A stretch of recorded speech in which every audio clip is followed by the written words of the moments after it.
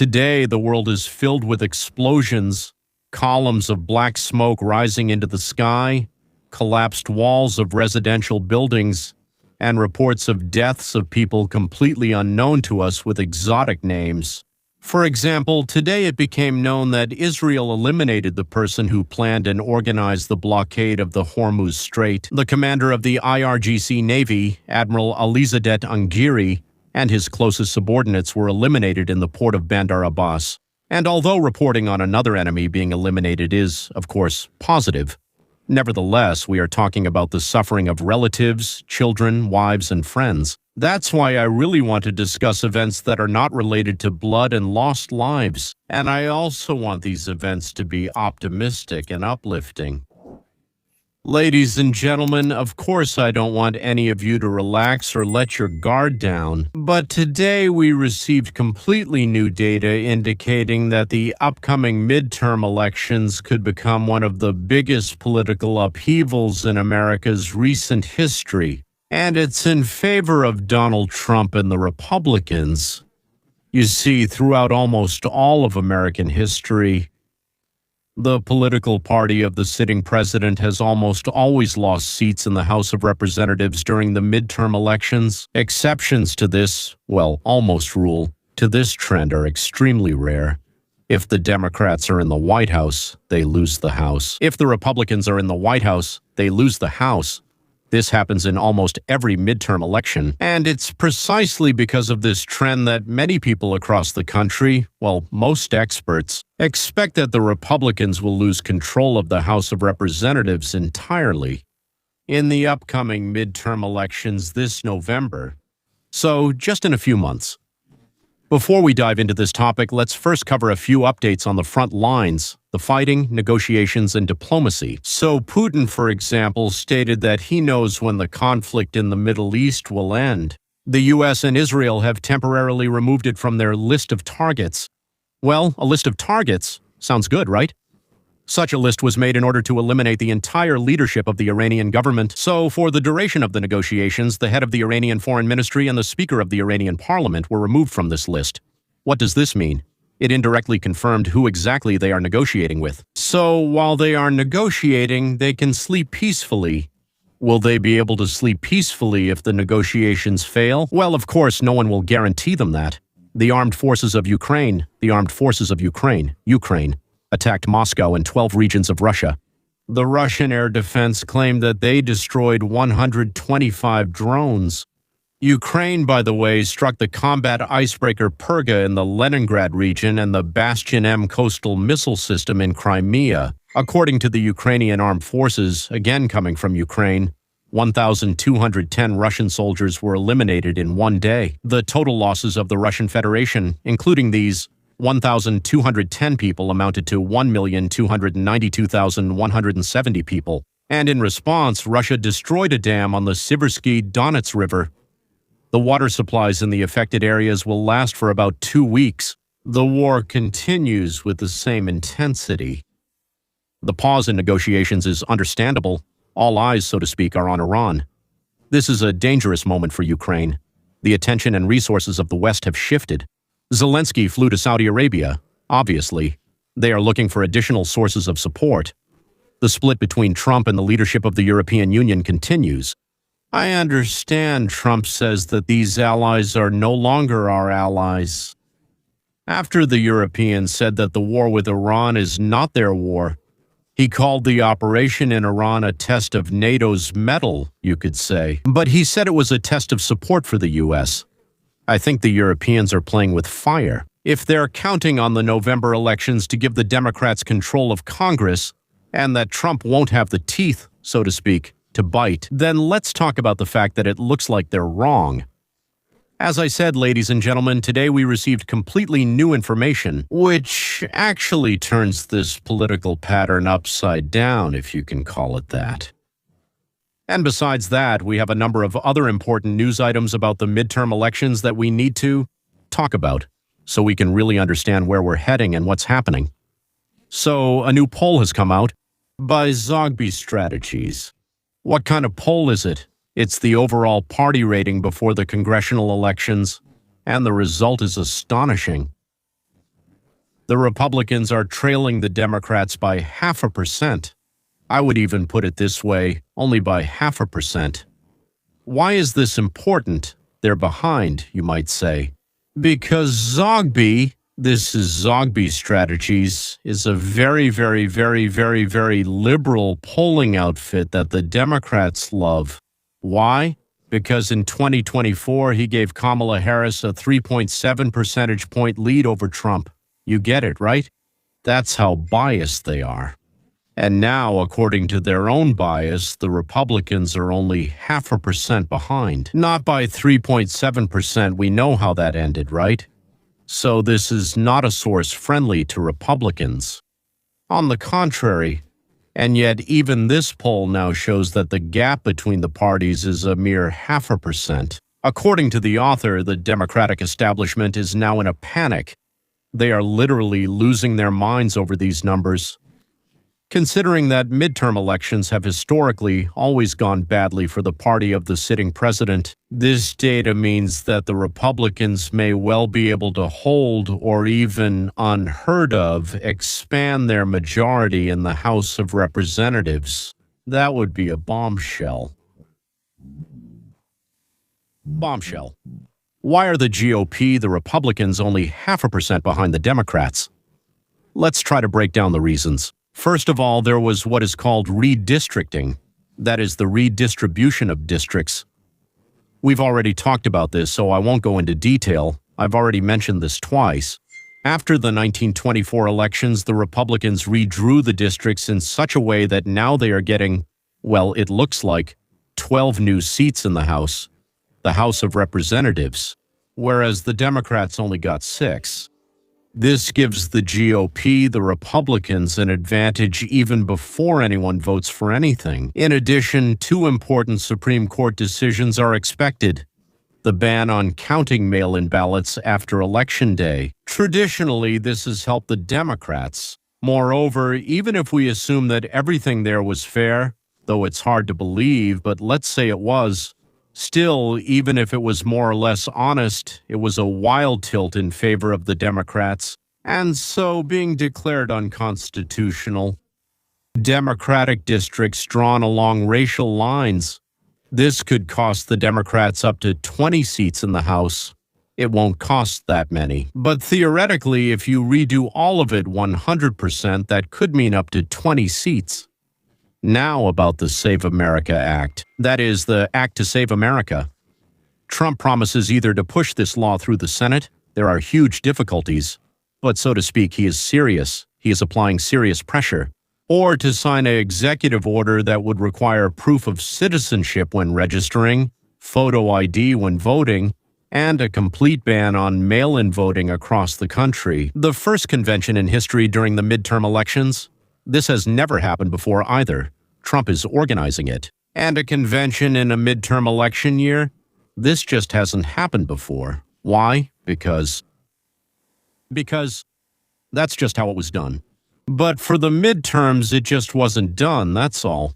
But this always really mobilizes voters. There's also the possibility of a scandal involving foreign interference, which, so to speak, rumors have started circulating about now. Tulsi Gabbard is talking about it. If Trump provides evidence that the Democrats were involved in foreign interference in the elections, Republican turnout will rise sharply. Well, simply out of outrage. Conclusion. This is a convergence of several factors at once, legal, legislative, and organizational. And it explains why even a left-leaning poll shows such a minimal gap. That's my personal opinion. Vance was just assigned to investigate a Democrat, practically. Well, it's called a corruption investigation. Obviously, it's an investigation of a Democrat. The American voter responds not so much to politics as to emotions. Well, not just Americans, it's the same all over the world. To fear, anger, and a sense of injustice. A high-profile corruption investigation has always been one of the most powerful tools for mobilizing voters throughout the history of politics, including American politics. Vance is a smart, aggressive, and very persuasive politician. He knows how to speak to Americans in simple terms.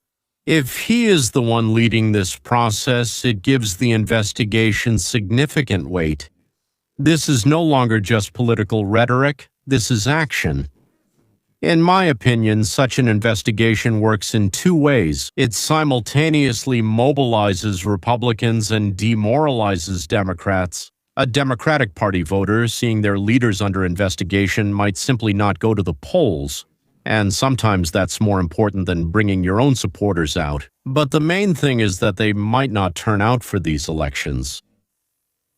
Those so-called independents who are leaning to the left. The only thing that could turn this against the Republicans is if the investigation turns out to be empty, without real evidence. Then it will be perceived as political persecution, and some of the independent voters' sympathies will shift to the Democrats who supposedly were being wronged. If there are real facts and specific names behind the investigation, it could become a decisive factor in the midterm elections. Combined with redistricting and the expected Supreme Court decision, Republicans now have the best chances in redistricting. And what the Supreme Court decides is also very important. So what has actually happened? That's a fact, not a prediction. The Supreme Court decision has been made. In December of 2025, the Supreme Court voted 6-3 and allowed Texas, specifically Texas, to use the new redrawn district map in the 2026 elections. Republicans expect to gain up to 5 additional seats just in Texas. Why were they redrawn? Because they were created by taking a piece from here, a piece from there, a piece from over there, to put into one district, well, let's say only Latinos, or only black people, or a majority of Latinos or black people, and to persuade them to vote for Democrats. That is by absolutely creating some kind of fantastic districts that have no administrative or geographical meaning at all. Only so that, well, Democrats could say they're giving a voice to minorities. In reality, it's to take seats away from the Republicans. Well, to take away 12 to 20 seats from the Democrats, honestly, that's almost impossible.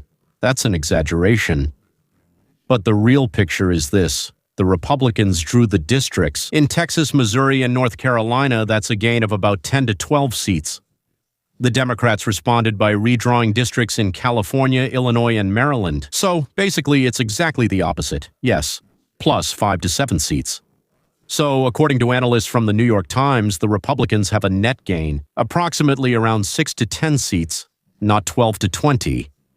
So here are the probabilities for each point. The Texas map is in effect in 2020. In the year, 95% probability, 5% just in case something crazy happens. So the decision has already been made. Now the Republicans gain 5 seats in Texas. Well, let's say 80%. Something like that for some reason didn't happen because something happened with the Republican Party there. And people went to vote differently than we expect today, but nevertheless. So it's very likely that it's plus 5 seats in Texas. The Supreme Court cancels all racial districts across the country. Well, let's give this a 20% chance, because in principle, it's possible. But before the elections, it's unlikely. The Republicans net gain from all these changes. So Republicans get 6 to 10 more seats because of this. Let's give this a 75% chance just for that, because, well, again, anything can go wrong and so on. My conclusion, redistricting really helps the Republicans. This isn't a theory, it's already a fact. But the figure of 12 to 20 lost seats for the Democrats is an optimistic scenario, not a guarantee. The real gain for Republicans will most likely be between 6 and 10 seats, taking into account the Democrats' countermeasures in other states. That's more than enough to keep the majority in the House of Representatives. Now, of course, the war in Iran is affecting the elections. So far, it's having a negative impact on the Republicans.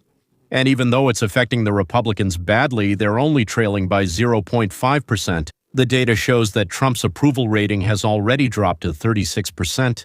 They're not electing Trump, but you can always judge the people's enthusiasm by Trump's approval rating. But you'll be there at least until the second term. 59% of Americans do not approve of the war. This is an alarming signal for the GOP because in the midterm elections, the party whose voters are angrier and more motivated wins. There are three scenarios. Scenario 1. A quick victory. Let's say within the next 2 weeks, by the end of April, a victory in Iran. If Trump makes a deal with Iran, declares victory, and withdraws the troops, that's a huge plus. Americans love winners. The approval rating rises sharply. Republican voters will come to the polls inspired. This is a historically proven formula. Remember Bush after the first Gulf War? Scenario 2, a prolonged war. What does that mean? It doesn't subside until close to October or November of 26. That's a disaster for the Republicans. Rising gas prices, military casualties, endless news from the front. It demoralizes moderate voters and mobilizes the Democrats. This scenario is currently the most dangerous for the Republicans. Scenario 3, this is both a victory and an expose. If the war ends and Trump presents evidence that the Democrats were connected to the Iranian regime, this is a perfect storm in favor of the Republicans. It's almost impossible to lose the election. It's a huge lead. The key factor, however, is the economy. War affects elections not so much directly, but through the voter's wallet. The Strait of Hormuz is partially blocked. Oil and gasoline prices are rising. If by the fall of 2026, Americans are paying $1 or $1.50 more for gasoline than they are now, Republicans will lose a significant portion of independent voters, independents, regardless of military successes. The war with Iran is the main variable in the 2026 midterm elections. It outweighs redistricting, polls, and Vance's investigations. Everything else is secondary. If Trump ends the war quickly and convincingly, the Republicans could achieve a historic result. If the war drags on, all the advantages from the Supreme Court's redistricting may not be enough. But now, what else is Trump doing to actually help secure the win? Trump is the only politician in modern America who gathers tens of thousands of people at campaign rallies. This has a concrete and measurable effect. First of all, media coverage. Every Trump rally gets airtime on all channels, even hostile ones. CNN and MSNBC are forced to show it. Why is this free advertising worth billions of dollars? It's free emotional engagement. A person who attended a Trump rally comes home inspired. He calls his friends, persuades his neighbors, and brings passive voters along. This is called the multiplier effect. One active participant, one active voter brings along 2 or 3 passive ones. Thirdly, it's a signal for the candidates. When Trump comes to the states and stands next to the Republican candidate on stage, it automatically raises the emotional. Этого кандидата вопрос. Trump's support in Republican circles still works like a seal of approval. Trump's support in Republican circles works. Also, when Trump comes to the states, when Trump stands with the Republican candidate, it's something Trump does in an unprecedented way. Traditionally, midterm elections suffer from low turnout, especially among young and less politically active Republicans. A big convention solves exactly this problem. That is, if you gather people before they go to vote, like it's done once every 4 years, they'll go along with it. And it creates a sense of importance that these elections are just as significant as the presidential ones. If Trump manages to get this message across, Republican turnout could increase by 35%. That's a huge number. In 2018, the Democrats won the midterm elections largely because their base was angrier and more motivated. Democratic turnout increased by 12% compared to 2014. Republicans also increased, but not enough.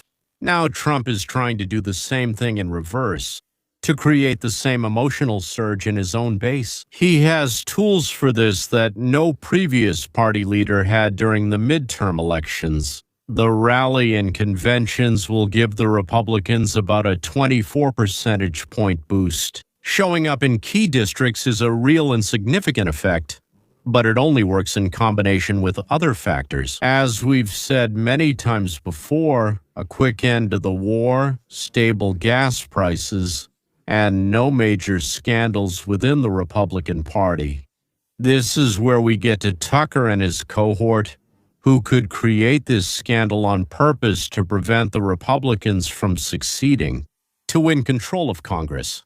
Yes, gentlemen, that's also possible. If all these conditions come together, Trump could achieve what no president has managed in the last 100 years, winning the midterm elections instead of losing them. So, what exactly is the problem with the Democratic Party at the moment?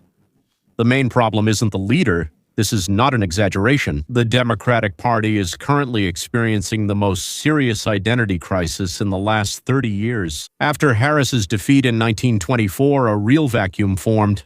There was neither an obvious leader nor a unifying idea.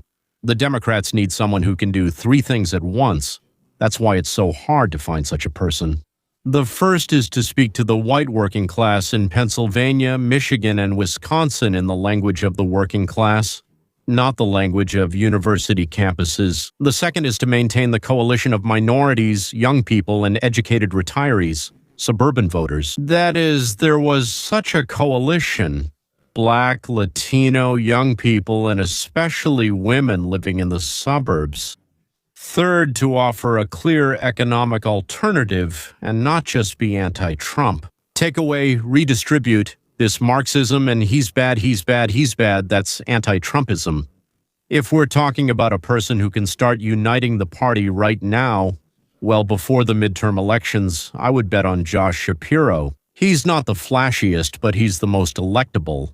In American politics, it's often not the most charismatic who wins, but the most reliable. But the main truth is that the Democrats don't have a figure of Trump's scale right now, a person who is a driving force and a brand in and of himself. And that's their main problem, not only in the midterm elections, but also in the presidential election in 2028. Bill Clinton in 1992 formulated, "It perfectly captures the principle Americans vote by." He said, "It's the economy, stupid." Well, it sounds better in English, right? Dummy. Hey, dummy? Economy is what matters, right? Nothing has changed since then. The American voter votes with their wallet first and foremost. Everything else, war, scandals, ideology, is secondary. Compared to one simple question, am I living better or worse than a year ago? Ronald Reagan said that, by the way. The numbers today are contradictory, which is why they're interesting. The positives for the Republicans: GDP grew by 4.3% last year. That's a strong indicator. Unemployment remained low. The stock market recovered after the tariff shock at the beginning of the year. The negatives are that inflation is officially at 2.4% and will continue to rise because of gas prices. But people feel things are worse than that 2.4% suggests. Unavailable, groceries are expensive, and most importantly, the war with Iran has already started to push gasoline prices up. And gasoline is the most politically sensitive price tag in America, because every driver sees it every day. According to historical data, every 10-cent increase in gasoline prices lowers the president's approval rating by 12 percentage points. If the Armutsky Strait remains partially blocked until autumn, gasoline prices could rise by 50 to 80 cents compared to today's level. This is a direct blow to Trump's and the Republicans' ratings in swing states. Now, tariffs. Trump uses tariffs as a political tool. His base, the working class and people in industrial states, approve of this. But tariffs raise prices on goods for everyone else. The paradox is that the very voters Trump is trying to protect with tariffs, the working class, are the ones who suffer most from rising prices on everyday goods. This can create disappointment within his own base. And here's the bottom line. The economy is now at a point where it could go either way. This makes it more important than redistricting, the changing of district boundaries. More important than Trump's rallies, even more important than the war with Iran. If I have to bet on one main indicator that will determine the outcome of the midterm elections, it will be the price of gasoline in October 2022. If it's below $4, the Republicans are likely to keep the House. If it's above $5, the Democrats have a real chance to win it back. Everything else is details, or everything else is factors affecting the price of gas. Well, plus, as we've already said, it's colored by enthusiasm here, anger there, disappointment somewhere else. So, look, on the price of gas, that's all. Goodbye.